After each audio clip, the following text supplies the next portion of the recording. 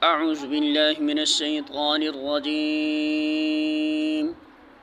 بسم الله الرحمن الرحيم. الله لا إله إلا هو ليجمعنكم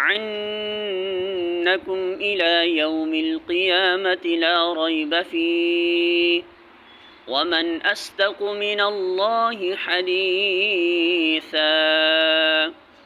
سورۃ النساء آیت نمبر 87. ترجمہ: اللہ وہ ہے جس کے سوا کوئی خدا نہیں ہے، وہ تم سب کو اس قیامت کے دن جمع کرے گا جس کے آنے میں کوئی شبہ نہیں، اور اللہ کی بات سے بڑھ کر سچی بات اور کسی کی ہو نہیں سکتی. سورۃ النساء حاشیہ نمبر 115. یعنی کافر اور مشرک، ملحد اور دہریے جو کچھ کر رہے ہیں اس سے خدا کی خدائی کا کچھ نہیں بگڑتا.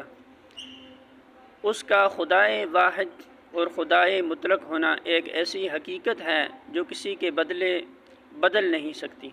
پھر ایک دن وہ سب انسانوں کو جمع کر کے ہر ایک کو اس کے عمل کا نتیجہ دکھا دے گا.